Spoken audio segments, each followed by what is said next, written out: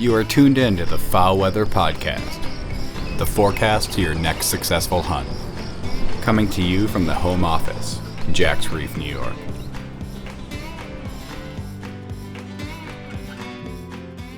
Welcome to another episode in the Young Waterfowl Professional Series. All of us in the profession of waterfowl and wetland science, conservation, and management came from somewhere. These are the stories of young, passionate conservationists that have made their passion for the ducks into a career.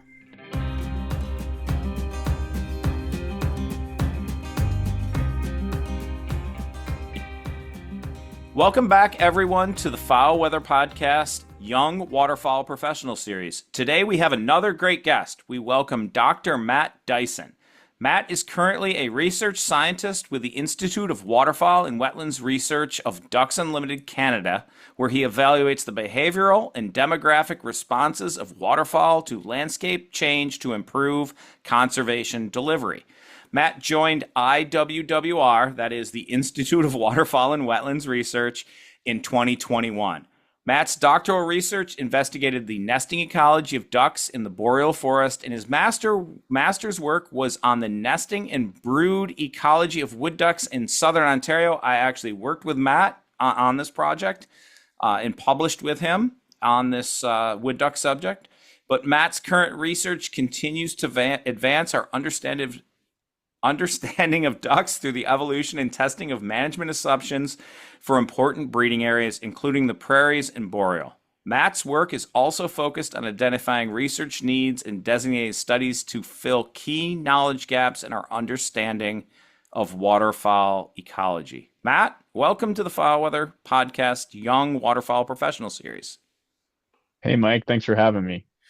And as always in the beginning, I stumble on this stuff because I got to read some script, but then it goes pretty organic as far as how we go from there. A little natural later. Right, a little more natural later. So months ago, I asked Matt to be part of the Young Waterfowl Professional Series, and I had to put the quotes around the term young because I think you're the oldest person on here, but I also wanted to get a little Canadian flavor in the podcast. We had Hannah Sabatier, who's doing her PhD, but is from Manitoba, like rural Manitoba, I believe, right? Yep. But you're the first Canadian, physical Canadian person we've had. So as I said, I worked with Matt at Long Point in Ontario for his master's degree. I guess I'm going to go with many moons ago. This dates me now too. So if you want, how many years ago was that? 12 years ago this summer would have been the start.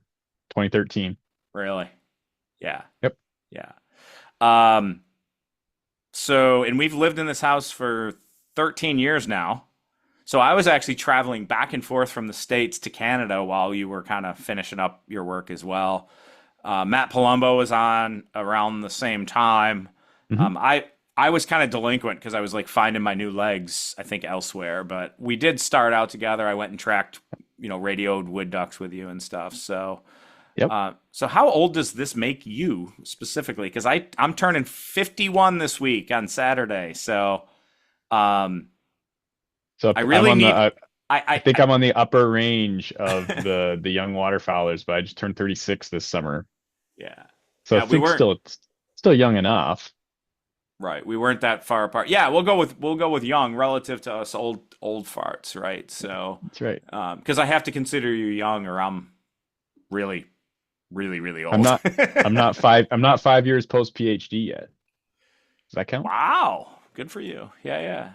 It feels like it. You got two kids living on the prairies, living life at Oak Hammock Marsh, right? That's right. Yep. National headquarters for Ducks Unlimited Canada here at Oak Hammock Marsh. It's a beautiful spot to come into work every day. Very fortunate. Yeah, I've actually never made my way there yet. It's on my bucket list of places to be. So, and y'all have long winters. You really must hope for that first Canada goose honk that comes into the air each year. It's always a competition for the earliest sighting here at Oak Hammock every year. And yeah, the winters are certainly long, but I'll tell you, there's not much that beats a prairie summer. I tell you, prairie fall. That's the truth. That's the truth, Matt. When I worked in Northeast South Dakota, I almost never left. right? Like the prairies almost hooked me. I needed to come back east for. There's not a lot of people doing what I'm doing for the ducks in this part of the world. As you know from being in southern Ontario and working that part of Mhm. the world in Canada, just across the border from where I'm at, there's not a lot of people, and just felt kind of obligated. I don't know. I might retire west. We'll see. We'll see. You did like undergrad at BC in British Columbia, Northern British Columbia. Northern British Columbia University. Is Yep. that what it was? Yep. Okay. Yep. But are you originally from Southern Ontario? Because that's where I worked with you. Yep. Yeah. Born and raised Southern Ontario, kind of around town of St. Thomas, Yeah. Ontario, kind of in just kind of North Shore of Lake Erie, pretty much. Grew up Port Stanley, sort of area. Kind of a just a normal upbringing from a Canadian perspective. I lived rurally, so we didn't live in town or anything like that. Spent summers going camping, going to cottages of family friends and things like that. In particular on the Bruce Peninsula, that's where I really kind of got into fishing as a young kid. So chasing fish all summer, different species, bass, smallmouth bass, perch, catfish, pike, anything I could chase. That's kind of what I wanted to do. And of course, I grew up in a manufacturing town Hmm. as well, and so that was, really the career path was probably just going to be into manufacturing at a young age, and parents pushed me to go to university, and so decided that was probably the right thing to do, and originally started in a business degree and couldn't see myself working in a cubicle for my career. So made a change and pursued a degree in wildlife and fisheries conservation, being fisheries being something I was really interested in. And so that's kind of what set me on my path. And I think we could talk a little bit about more how I got there. And it's certainly not a linear trajectory, but that probably provides more fun to talk about. So Yeah, you know, your story is like so many other people, right? Like you just kind of vaguely get into it. You're like, I don't want to do this thing that other folks did. I really love the outdoors.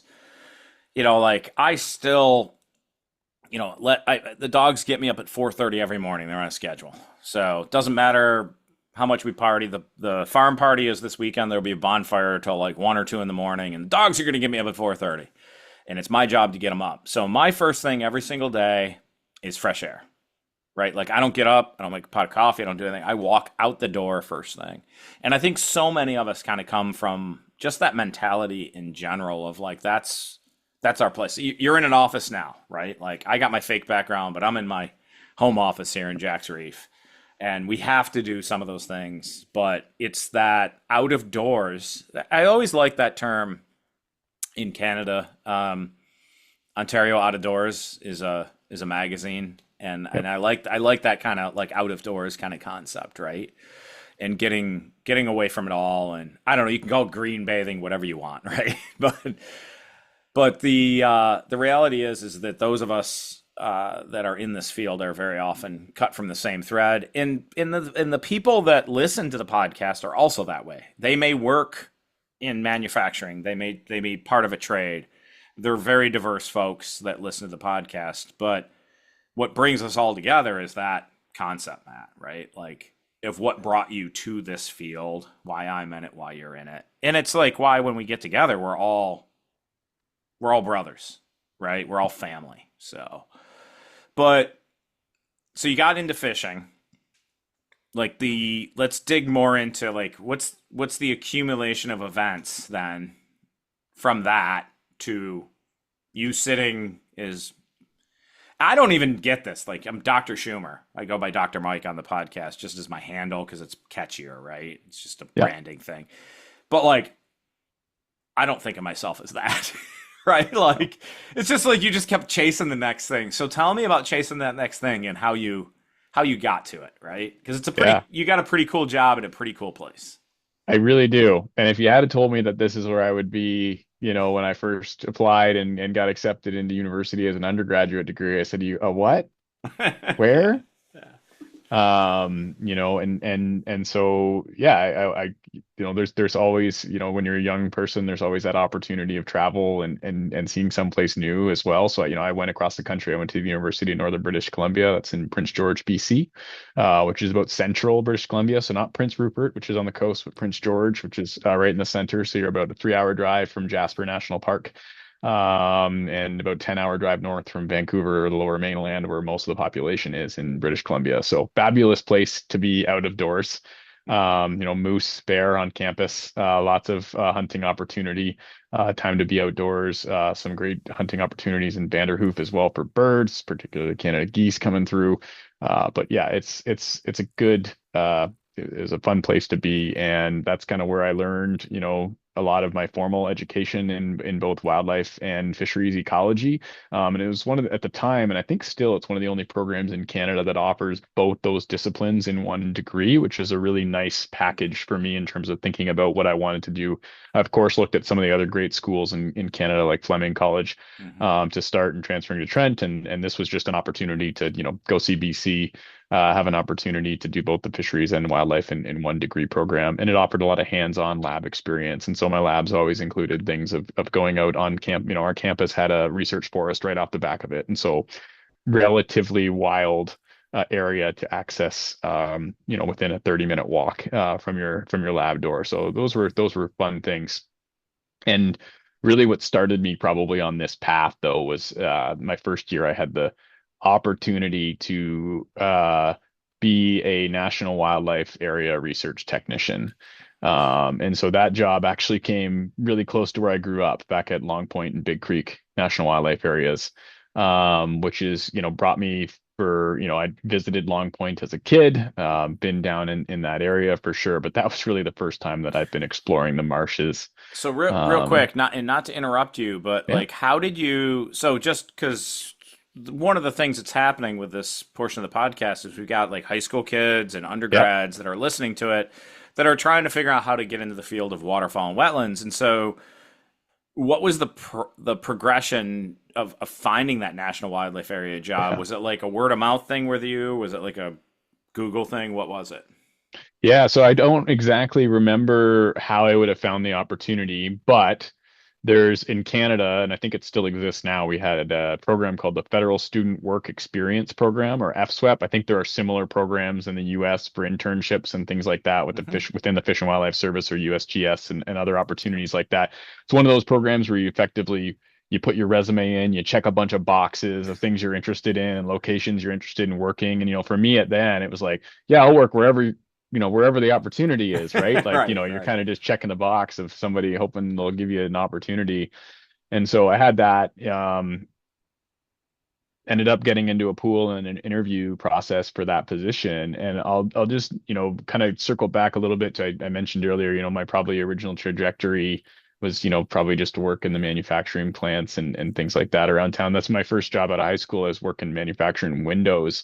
So doing, I've done all that work before, but that also provided me a background in terms of, like, I had a lot of technical and, like, maintenance type skills. And so my first job with the National Wildlife Areas was, as a research technician, there was also a lot of maintenance required, Yeah, yeah. running ATVs, running lawnmowers to cut grass, weed eaters, chainsaws, keeping out outbuildings for researchers and things like that. And so I had a little bit of a background and demonstration of skills in that, and I think those helped land me that first opportunity, And that's that I a had, combined with my education, like my interest and a little bit of education that I had. And the other thing that I'll just mention is the engagement right away that I was able to do. One of the things, I went out to UNBC. It's a new place for me, just trying to find everything you can do to, find a community, find a group of friends. They had a wildlife society student chapter there as well. That was really important for me for engaging with a network, but also getting little pieces of experience. We went bird banding, we did all kinds of different activities that year. So really good exposure. And I think that can be applied to, like, any wildlife society chapter, but also just campus clubs, right? There's Ducks Mhm. Unlimited chapters all over the place as well, and those are useful groups to get involved with too. Yeah, I love that. Good plug for DU. Appreciate that. But key components, like, I actually bring, most of my grad students I bring on have some skill set. They know how to run a tractor. They know how to run a chainsaw. They have skill sets beyond the typical, like I'm a nerdy wildlife science person that can run population models, right? Because it's just in my blood. It's me too. And but those what I love is that you grew up in this very trade kind of culture, and that was useful for you. And I think kids these days might have kind of lost that idea that like, oh, I can just brainworm my way through it. I can book my way through it. Bookworm, I didn't mean brainworm. So two different things. But I can just bookworm my way through it. And yeah, you can do that. But if you can gain all of the book learning, but also carry a bunch of skill sets forward. And the thing too, like I find we're, living off this little 14 acre, we quit quotes around farm because it's total BS because we're not really farmers. But we've got a ton of stuff that my forestry degree has really helped me with over time, and the other things I've picked up from working within that industry, working with landscapers and all kinds of physical type jobs. So I like that you kind of mix that in, right? The trades as well as then getting inspired to go kind of go on to that career. Yeah, well, importantly too, like I think that was me, right? Like I had that background of opportunities, that's what I was exposed to, working on equipment, working at my, whether it was a grandparents' farm, things like that. So you get exposed to that, but I wasn't exposed to, the fact that you could probably make a career out of being an academic or doing all these other things. And so that's a piece where I had to learn later in life. Whereas like I think the reverse can be the same too, of For like some sure. of those skills around some of the hands-on skills, like they can absolutely be learned as well. And so I think just identifying those as kind of bolstering your skill set, and that can be a variety of different things, not just necessarily hard skills, soft skills kind of thing, but yeah, different things. And that's been a useful, I always find that a useful approach. Yeah, and maybe we're getting off track and being a little organic here, but like Yeah. we're it's fine. No, it's what we do when we talk about this because like I would say the one thing that has served me best and would serve most folks in as young waterfowl wetland professionals is when you get an opportunity to pick up a new skill set, go do it. Right? Go do it. I don't care what it is, how old you are. When we bought this place 13 years ago, I'd kind of run tractors a little bit as a kid on my grandparents' farm. I Mm, didn't grow up specifically on a farm. I grew up in the woods and on the river and stuff. But I found I got a great neighbor who listens to podcasts all the time. So I'm just putting a shout out to him right now. Taught me, how to run drags, how to maintenance my tractor. Lots of skill sets that I picked up when I was like 40, right? Like late 30s, 40s. So, all that stuff kind of builds into you as a person and your career, Matt. So I think, and you're probably still in the throes of like gaining, new every day, new skill set, right? And all every the day. great DU people, DU Canada people that are around you are probably feeding that into you and you vice versa, right? So, Absolutely. all And the right. So, students I work with, oh, you got, oh, I right? They're feel, always contributing. well, I feel sorry for you. You got students, but like, I did too. They're Well, wonderful. they are wonderful. It is like my absolute passion is working with the next generation. And how are you doing with it? Because I feel like I fail and win on a daily basis. Like that in and of itself is like a whole organic experience how to do it because nobody teaches you how to do that, right? No, and it's always, everybody's different too, right? What works with one Yeah. student from a motivation, communication, all that stuff doesn't work with the next sometimes. And that's just, colleagues as well, right? Like there's different communication styles I find, and the ways, and those are all things you learn. It's, really easy when you go through graduate school and you can be so focused. You have that kind of You one have one thing relationship. to do, Yeah, right? You have yeah, one that's thing to right. do. Deliver that project. You work with Yeah. the partners you need to work with. You kind of work with your primary advisor or maybe a couple more, but it's, relatively small group compared to what you ultimately usually are going to do professionally. Um, so it's used, yeah, yeah. Always learning. Yeah. Could you actually closely say how many hands you have in different pots right now? Like for the different things you're doing. Yeah, it depends on how lumpy or splitty you'd Yeah, like to be yeah, and different levels, I guess, of initiative or a lead, lead role versus supporting yeah, in various, but I would say probably at least, 10 or so major projects that, some of them are just me and my team here at DU, and then others are collaborations with academics and students and things like that. So yeah. and always thinking about what the next thing is. My rough number I give to everybody all the time is 47 because I don't know, and it sounds impressive, but it's like way more than 20. And I'm Yeah. not sure where it's at, but it's like all these little tentacles and fingers and things you're working on, right? So, Yep. yeah. Yep. Yeah, and I love that. It's not linear. My day to day is not 9 to 5, and uh, so like my wife works for DU Inc. in the States, and she's in Michigan right now. She's gonna fly in at 10 tonight, and I think she just clocks whatever time. But there's no way it's a 9 to 5, and it hasn't been for years. Is that kind of your thing too, Matt? Like it's a like here's your job, get it done, but like also there's like a give and take in it, right? Yep. So time wise, so it's like it's a lot of like you're asked a lot of you, but it's flexible, correct? Is that a Yeah. good way to categorize it? Yeah, I would say that, and we try to maintain some level of a core work hour in terms of when we're around in the office because we, in addition to our research responsibilities, as a kind of getting off a little bit on the scientist side now in my job description, but I do a lot of foundational waterfowl research and thinking about understanding how we can use some of that knowledge, whether it be building species habitat association models, whether that be looking at population demography, ultimately using that information to understand the benefits of our conservation programs and how we can potentially improve those benefits and improve our ability to plan to make better conservation decisions. So kind of thinking about that as a pipeline of information.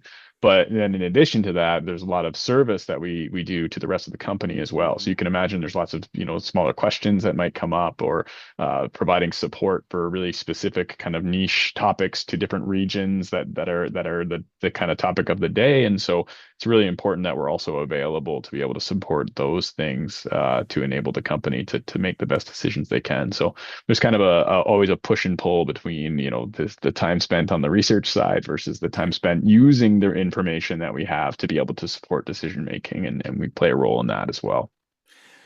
And are you separate from fundraising? Like, do you Inc. is in general, or do you must play a support role in all We that? work we work for a nonprofit organization, so You do everybody's everything. everybody's a fundraiser. But yeah, Yeah. certainly we do have teams that are dedicated to supporting some of those things. But obviously, from a research in particular from a research perspective, we play a big role in securing a lot of those funds.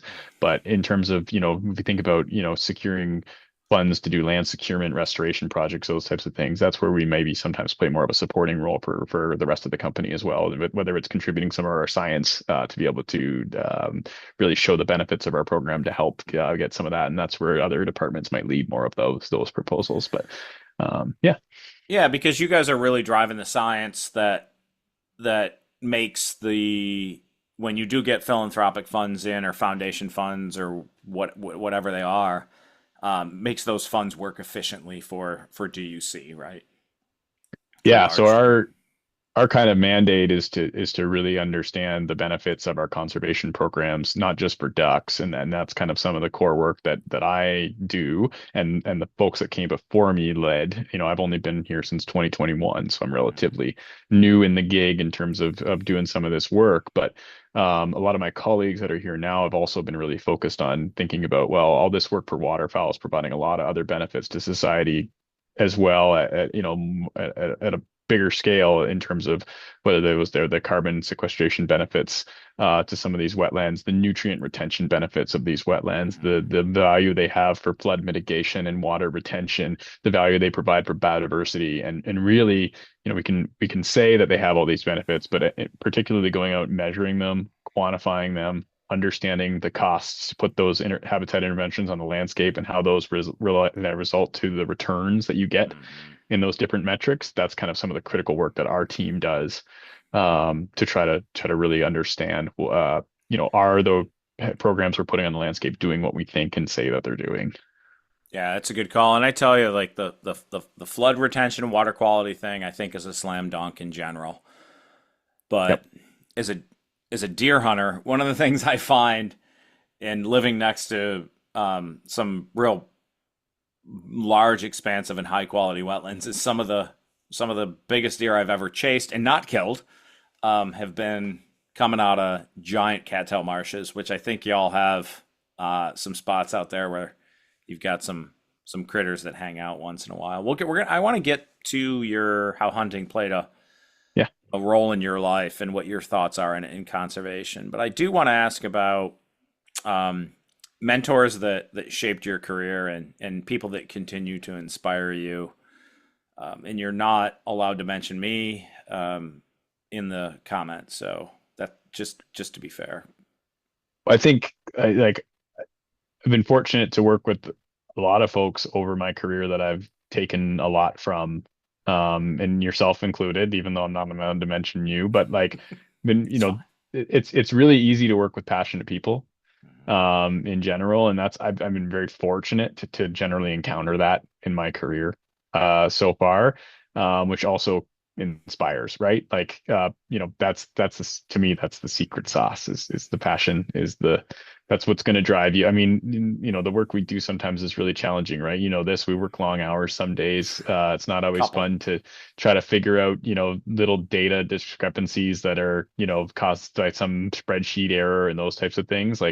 On those days, it's not the paycheck that motivates you. It's the passion of, trying to answer the question or the curiosity that's going to drive that. And so, a lot of different aspects of that gained from mentors, through graduate school, different professors, through undergrad, lots of folks, advisors throughout my PhD, committee members, and folks even here, my time at DU as well, in terms of getting to cross paths with lots of different people. And so, but probably one of my early mentors that really put, a common friend that we share, Danny Bernard, would be somebody that really kind of set me probably on the path. I was fortunate, my first boss in this field, first mentor, got to, spend a summer living with him. We did a lot of stuff outdoors, that year. And I think that it was then working at Long Point, being in those marshes, for 4 months of the year,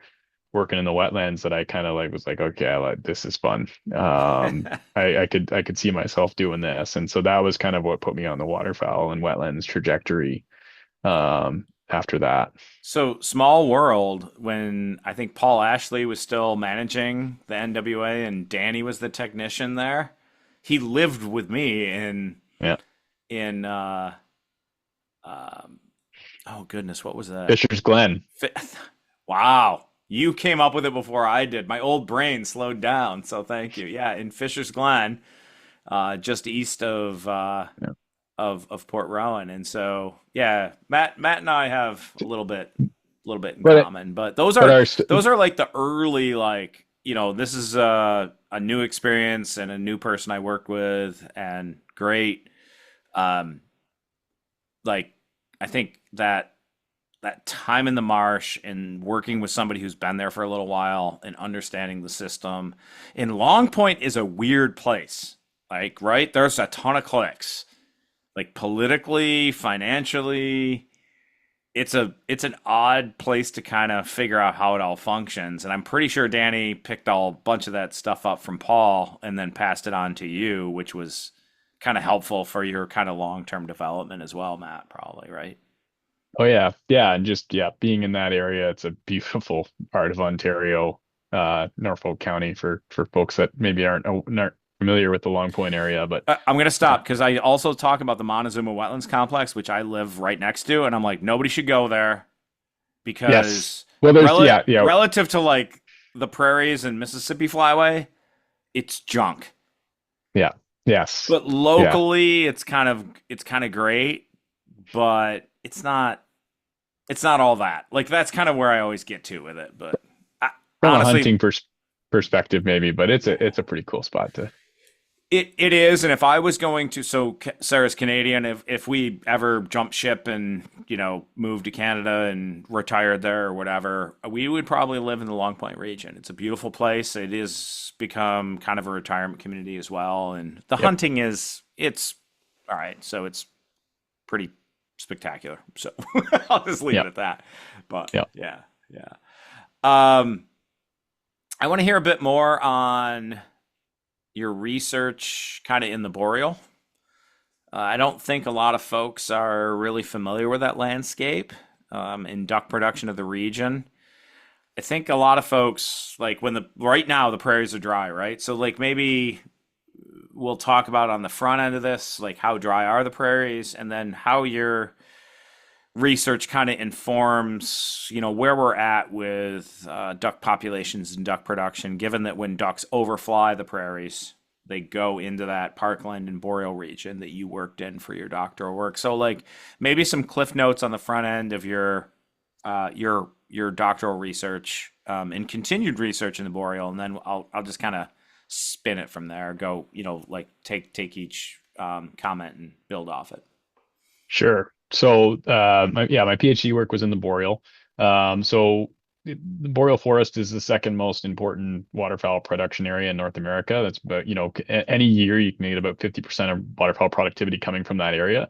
But in terms of land mass, it's significantly larger than the prairie pothole region, which is going to be where the majority of your waterfowl production is coming from on any given year. And so, you've got the prairies where we have high density duck populations. There's effectively ducks everywhere. We've got this pothole kind of wetland complex that's allowed for these birds to be so productive. In contrast to that, we have this large landscape in the boreal forest, lots of wetlands as well, a little bit different wetland types than in the prairies. We don't have pothole type wetlands, a little bit different nutrient regimes, and waterfowl are a lot less dense in terms of where they occur in those areas. Traditionally or conventionally, these are not areas that it was easy to go and do work in. So we have a lot of research in the prairies on waterfowl ecology. Part of that is because that's an area that's faced historically over the last 100 years, a lot of land conversion to agriculture and concern around habitat for ducks. From a research perspective, the grid road system's also relatively easy to use to access land and do things like telemetry studies and all this stuff. And so it was also really, really easy to work in, but of course made a lot of sense too from a, benefit to waterfowl perspective. On the other hand, the boreal forest is an area where we don't have a lot of roads in. Not a lot of access to some of those areas historically. Is expensive to do work there. Also differently in terms of just, if you want to go understand nesting ecology, you got to go find nests. And in the prairies, you can drag a chain. You can't drag chains through trees.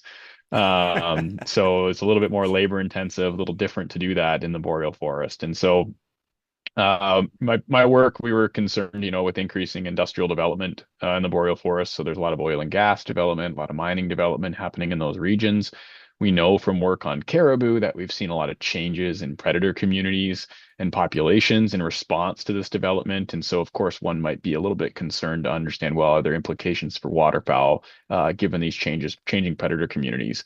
And so some of my PhD work was really targeted at understanding, well, what's the influence of all this industrial development on nest success, and who even are the predators that are eating ducks on this landscape. And so what we were out there doing was searching for nests and then monitoring those. We used camera traps to monitor nest predators and nest success, and revisited them just kind of like they do conventionally on the prairies over time to get nest baits. And then we were also using some artificial nests to inflate our populations to be able to look at incidences. And so we identified a bunch of predators in the boreal forest, and of course, none of them particularly surprising, but all exciting when you get documentation of these. But black bears are an important nest predator of ducks, and if you think about it, these are essentially at a time when black bears are waking up out of hibernation, relatively early on. They're trying to put on a lot of mass.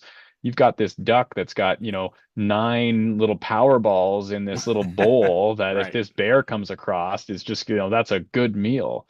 And so I think it makes complete sense that that's going to be an important prey item likely for a lot of these bears in the spring. And so certainly, thinking about understanding how their populations might be changing and the potential influence on ducks is potentially or worthwhile. And then of course other fun ones too, like Canada lynx depredating hens off nests. And so really, really interesting interactions there to think about, in particular, if you think about like, boreal ecology and classic textbook examples of lynx hair cycles and how that Mm-hmm. might influence duck pressures. And interestingly, we only ever saw lynx on real nests, not artificial nests. And so they were particularly not after Oh. the eggs, they were eating the hens. And you can imagine a cat figuring out that the hen's coming to and from that nest, or, just finding the hen on that nest and pouncing. So So do you think that the complex predator community and the pressures of living in the boreal might drive predation a little more strongly in the boreal at times than the prairies? That's I don't know, kind of a wide open, I very think numeric. speculative question. Sorry. Yeah, yeah, sure. That's fun. I mean, those are fun things to talk about. Yeah, Um, for sure. I think that numerically, in terms of, there's a couple things going on that are different in the boreal, right? That lower nest density, I think, is key, right? So in my mind, it probably isn't productive. Like most of these predators, outside of maybe the lynx example, I think those are probably keying in on hens. But a Hmm. bear, I think, is lumbering around the landscape. I'm not sure And they're just running exactly into, like, sniffing out, good opportunistically nose getting and these nests. Yeah, smelling a nest possibly on a yeah, wet day type yeah. thing. Yeah. Yeah, Yeah. so I think relatively the boreal is probably a pretty safe place to nest in regards to predators. I think you're still going to have predation. I mean, that's kind of an important role ducks Everywhere. play Yeah. in the system. But I think that generally, I think certainly a lot heavier pressure in the prairies where we have more mesopredators that are going to be targeting some of those waterfowl in particularly. Yeah, and so I think that, like, when the duck population really ramps up, like the nest predators on the prairies are just like it. I always equate it to, like, a major league baseball player that hits a ton of home runs, right? The more they practice at it, the better they are at putting the ball out of the park. And so you got a nest predator run around the prairies, and at low duck nest densities, and this is like kind of true of the prairies too, right? At low duck nest densities, they just don't get to be experts at it. But at some point, this is such a super abundant resource for them that they key on it and they're very good at it and they hit the ball out of the park on a daily basis, right? And so in the boreal, it's a big area and ducks go into it, and it's at real low density though. And so the predator base, like, yeah, it chips away at it, but it's not like on the prairies where when it booms, the predators really hammer stuff when they have the capacity to do so. Is that, like, I'm trying to put it into some different, mind space for some folks, but that's kind of how I've always felt. And I'm obviously simplifying it out of it. So I think that's reasonable though. I think there's a couple additional things happening in the boreal, right? Like so I mentioned, one of the things that makes the prairie so productive to have those nests that, swamp predators potentially, or they're just occurring in such high densities, is those wetlands are super productive. So there's a lot of Mhm. food there to produce those nests, to produce those clutches, to produce those renests, those types of things. Doesn't likely not the case in the boreal either. And so even though, while this area, and so it's like, well, why don't the ducks all just go to the boreal to nest if it's safer? It's like, well, because there's not as much food there to produce these nests. And so there's a trade-off a little bit happening too in terms of the ideal place to probably nest is the prairies where there's adequate food resources to produce that clutch from an energy expenditure perspective. But you can do it in the boreal, and there's lots of ducks that do it in the boreal, but there's other limitations in terms of getting that energy. I think as well as there is predation pressure as well for sure. So Right. I remember working for Delta Waterfowl in some of my first jobs, and we uh, we made Daphnia hamburgers because we could. because the invertebrates were so dense that we threw egg and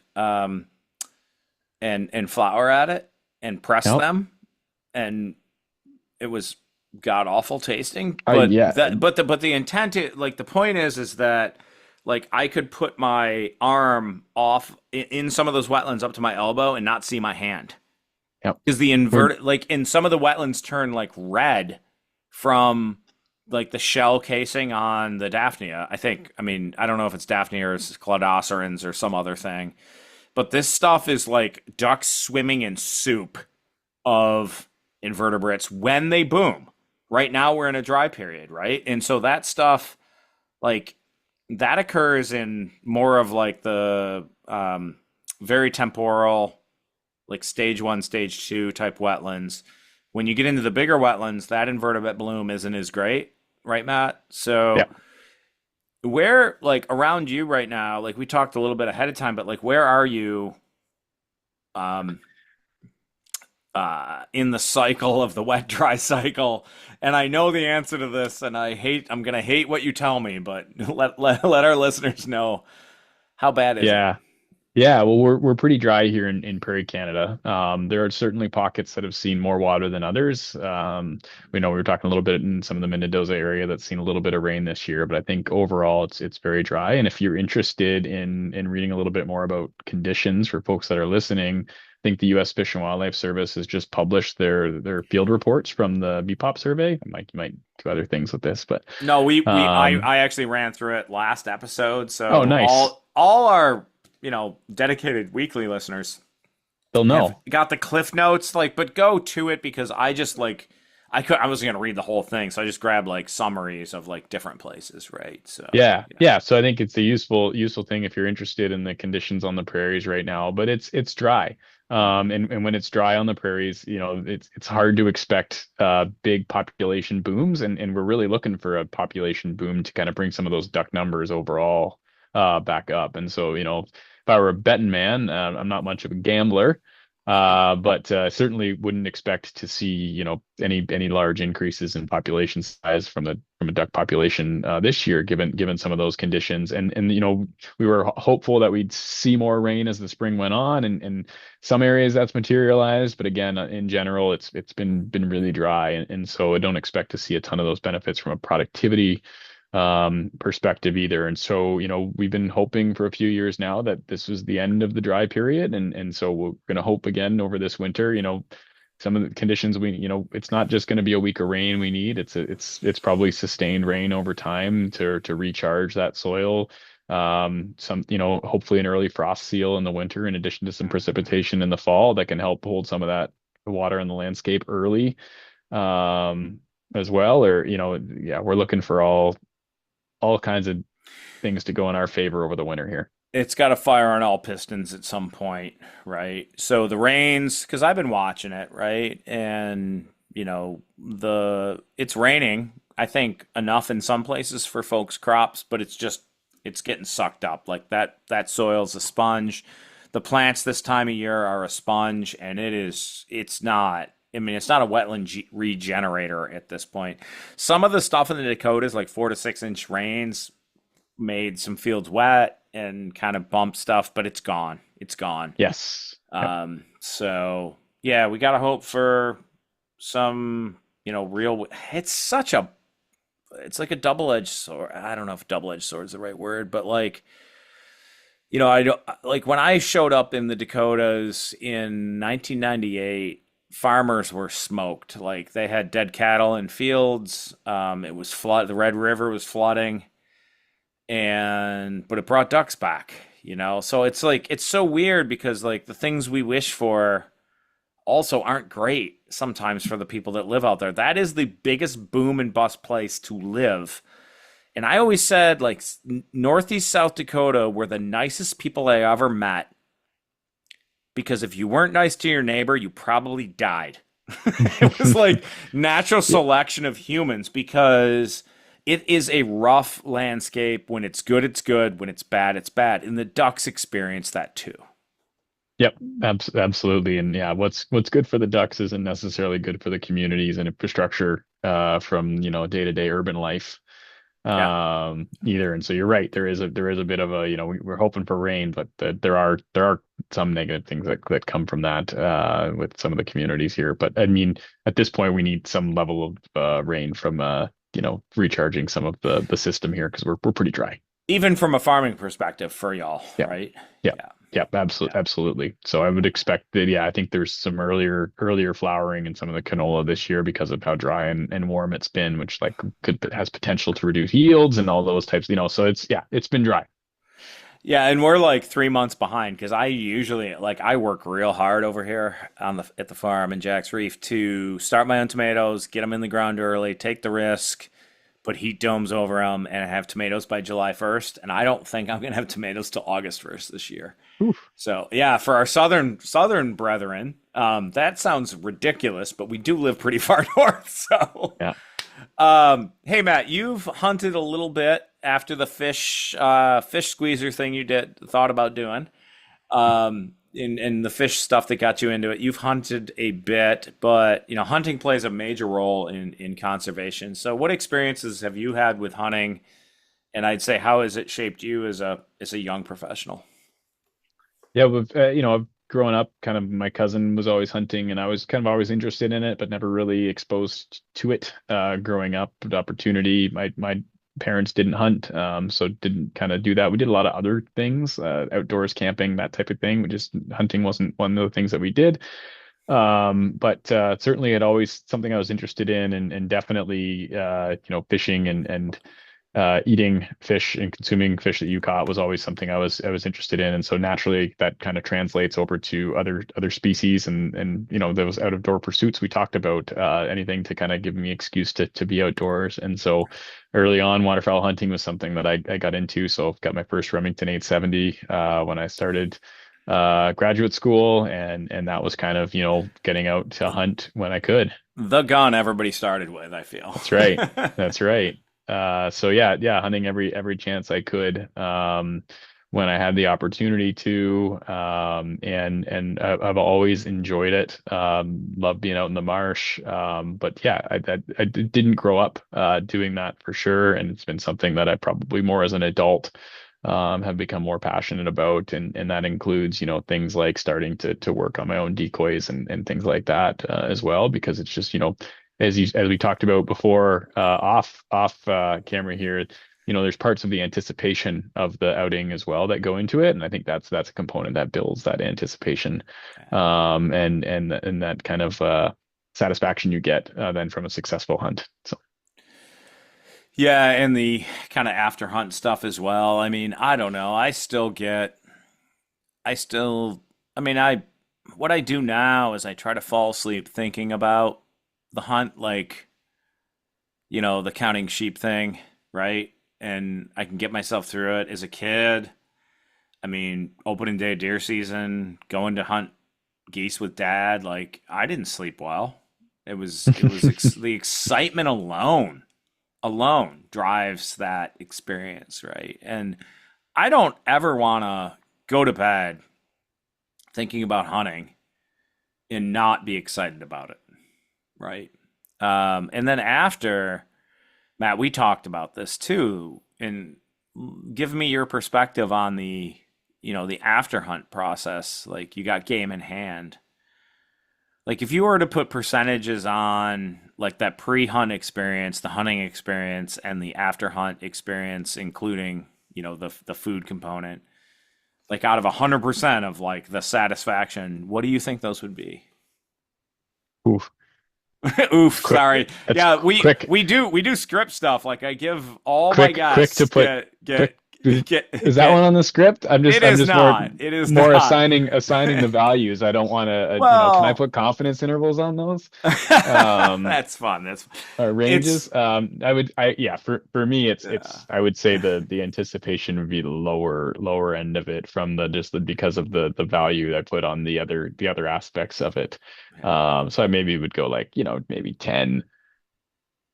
What are we doing here? Pre the Threefold. The hunt and hunt, then the post. the Yeah, hunt, and yeah, then the yeah. post. Yeah. Yeah, so Yeah. I'd probably do like, I don't know, 10, 50, 40. That's fair. I think that's where I'm at. Yeah. for me. Yeah. But So, the and then 50 doesn't, the 40 doesn't happen without the 50. So it's obviously tied together anyway, right? Like that yeah, after well, and hunt the 50 thing. can Right. become like 20 on a crappy day. Right. Right. So, Yeah. but yeah, no, I think that's sort of the, how you build it out. And like, I mean, those crappy days make the good days that much better too, right? So they're important.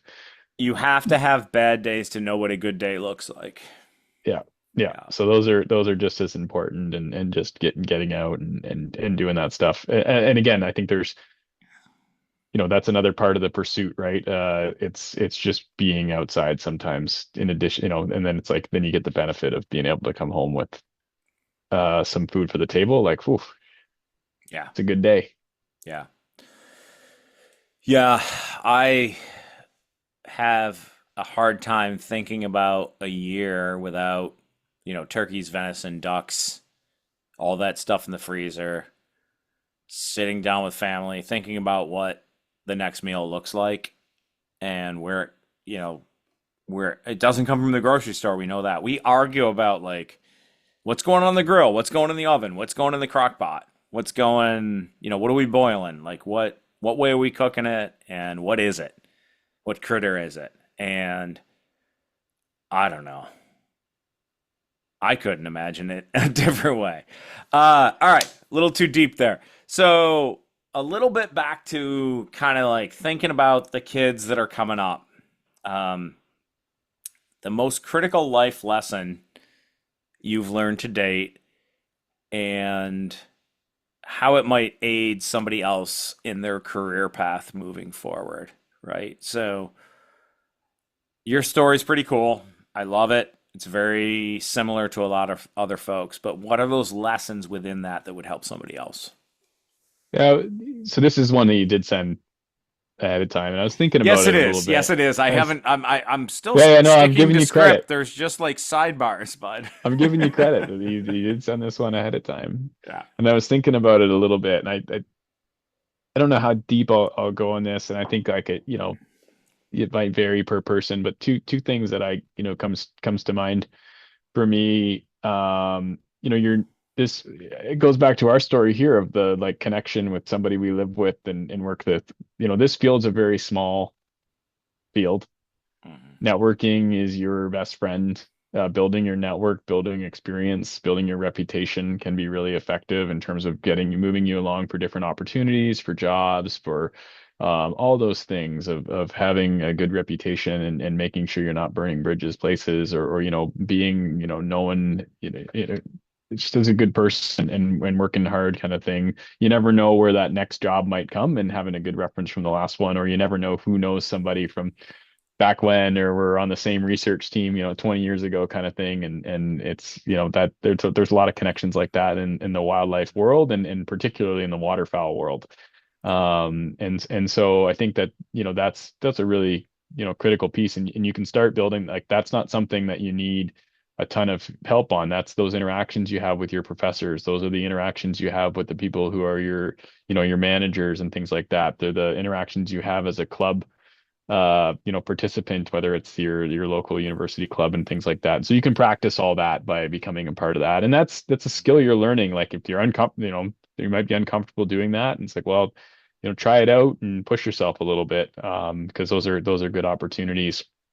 And then the other thing that kind of like, from my days of teaching and also as to having graduate students now and things like that, it's like don't be afraid to fail, or send a first draft.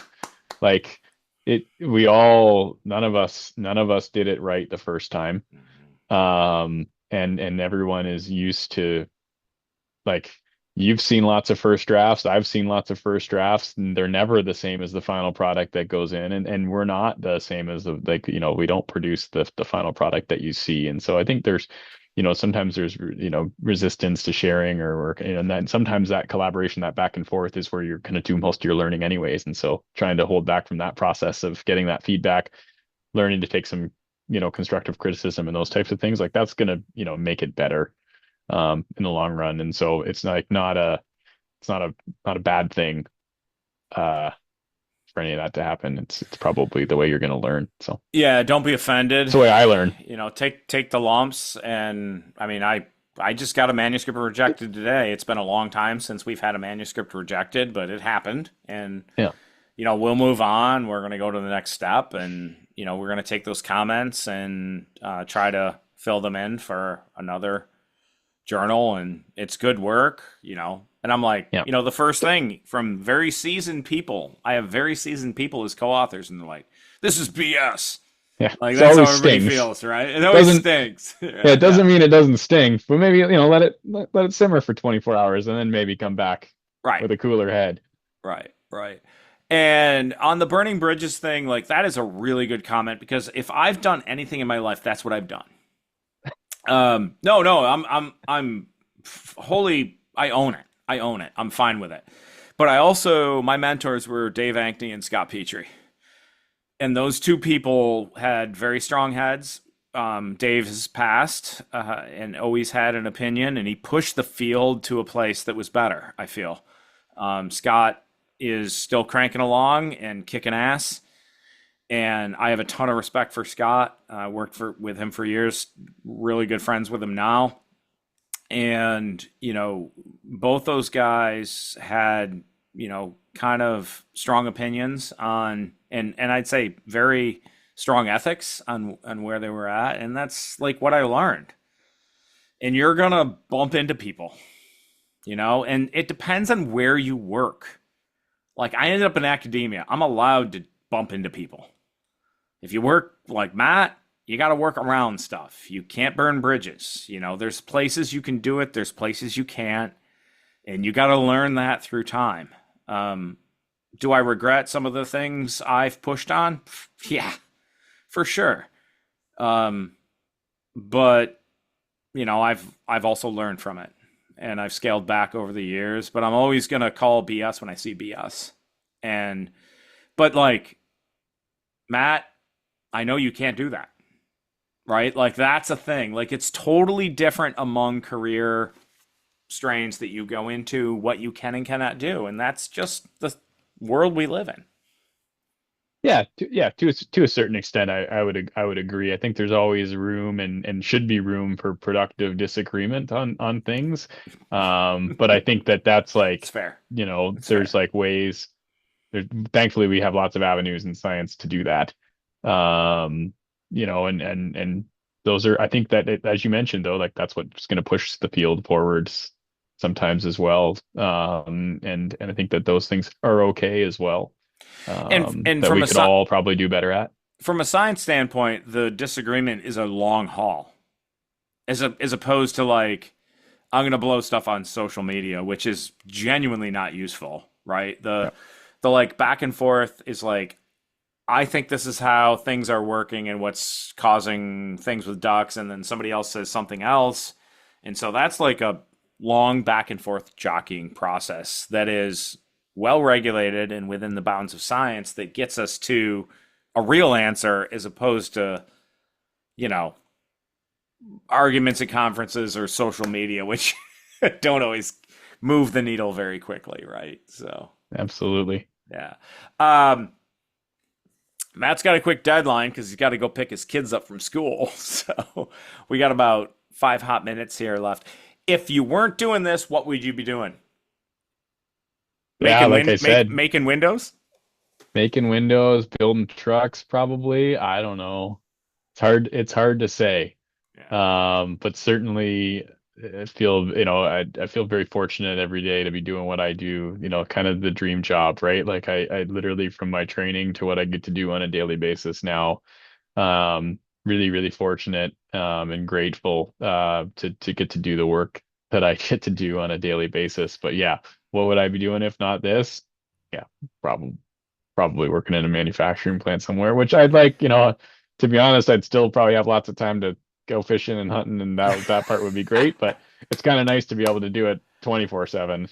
Well, my passion is turkey hunting, and I recently took on like a turkey genetics project. Mike Chamberlain, the turkey god Mike Chamberlain, has kind of signed on with that and been helpful consultation wise. And I almost feel a little crappy about taking on a thing that drags another one of my passions into it, right? So we chase it, and what you got to do is keep your job separate from from the rest of your life, and Yep. work through it. I like that though. I mean, I think that you landed where you need to be is where that's what I see. And I wake up every day. Like when I say my dogs get me up at 4:30, they don't drag me out of bed. Like the reason they're up at 4:30 is because I started getting up at 4:30 to sit at the computer to do a half day of work before other people got up, because I love what I do. And I care about the birds, I care about, the landscape, the hunters, all that stuff. And so I think a lot of, like, you probably wake up and go to work and you're like, you're not like dragging yourself to work, right? No, no. Well, and I think that's an important part you mentioned too, as talked about earlier, the passion is the part that makes it really easy to get up and do the things you're excited about, that make you excited, and then make other people excited. It's one of my other favorite parts of the job. And that's kind of really what drew me to the hunting community as well at first, is there's a passion for that resource, not just for, hunting and harvesting them, but also the concern around the habitat to ensure that they're around for the long term. Yeah. And that's fantastic, right? And so knowing that you're working in that kind of those mechanisms, that sort of machinery, like to keep waterfowl in the landscape, that's a lot of fun. Yeah, I'll simply sum it up as ducks matter. Like, Yep. ducks are a huge part of our hunting culture, our birding culture, and people who care about, the planet and the landscape in general. Ducks matter. They're kind of a barometer for, what we are doing to the planet. As I always said, as humans go, ducks go. Like we're intimately connected. And so it's pretty easy to be a duck person, I think, in general. But where does it go from here? What's the career in life? I ask my students this at the beginning. I'm like, when they become grad, I'm like, what do you want to do with your life? And they're like, I don't know. And I feel like you're going to be like, I'm not sure. I'm just following the next thing. Yeah. Well, I mean, this, like, to be really frank, like, this is kind of it in terms of like where I had the sight set on going through, PhD, those types of things. I have a very fulfilling job that I get to do in terms of the research opportunities, that type of things. So yeah, just kind of, I've got a lot of exciting personal stuff in terms of, I got two young kids at home, and so exposing them to these types of things, providing those opportunities. There's a lot of outdoors opportunities in the prairies, whether that's fishing, hunting, all that stuff, being outdoors. So really looking forward to probably that from a life perspective over the next few years, but also, working with students, advancing the field, hopefully making contributions to management and conservation of waterfowl, right? Those are all the goals, to keep working in the enterprise. Yeah, the next generation, right? Bring them up good, and with your kids and the students you're working with.